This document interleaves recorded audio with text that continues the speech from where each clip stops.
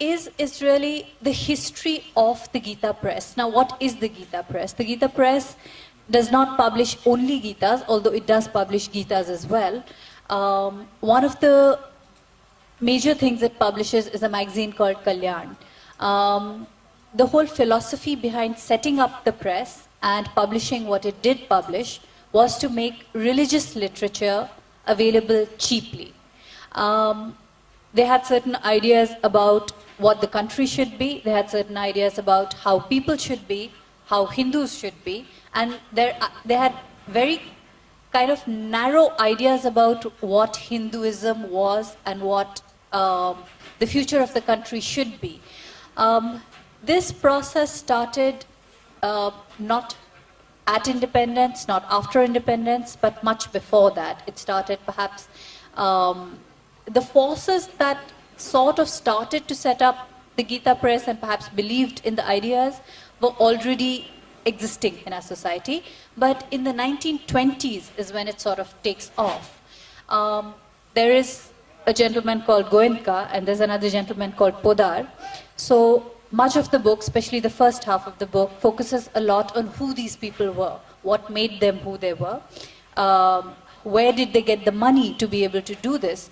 Because typically the Marwaris as a community were a business community. They were not very focused on education. They didn't think much of formal education, about thinking not just girls but also boys. They didn't particularly want children to get educated in that sense.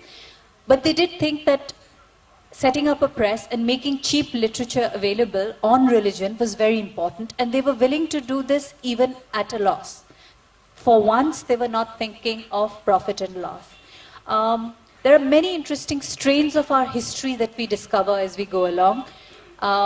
There is the political sphere, of course, all the people who wrote for the Gita Press, all the different people who contributed art and literature and magazines to the magazine Kalyan over the years, over many, many decades, and what impact that had on our culture, on our literary space, on our political space, and how that has kind of led to, over the years, over almost 100 years, it's taken almost 100 years, but eventually it did kind of push through the ideas that we now see embodied in the RSS and certain other right-wing parties.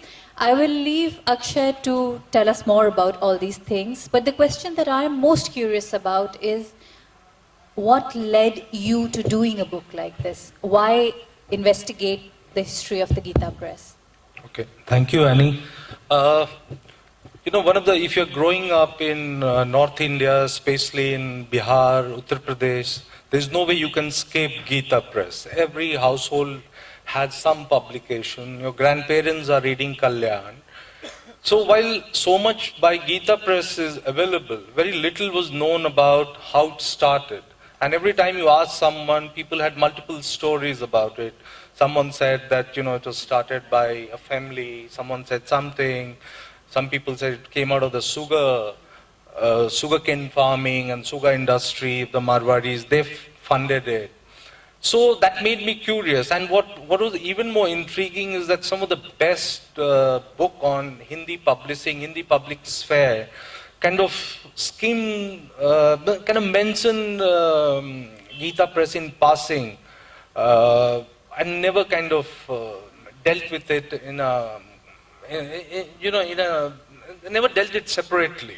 So that made me curious about Gita Press and its influence, and I realized that what in modern language, what we call the brand recall value, you talk to your grandparents' generation or to someone 20-year-old, you'd say Gita Press and they'll say, oh, Gita Press Gorakhpur. So it had such a huge brand recall value, and yet so little was known about it. And whatever was known, I realized as I went into it, as I made repeated visits to Gorakhpur, and I cross-checked and kind of, put the larger picture together by looking into the private papers of some of the eminent names of national movement, be it Gandhi or be it Jamnalal Bajaj or G.D. Birla. You realize that this was, its impact was far more, and it was beyond publishing of the religious texts and Kalyan. And I found that Kalyan was more of a potent vehicle to spread the larger vision of Hindi, Hindu, Hindustan, which had started in the first quarter of the 20th century. So that made me curious, and I kind of got into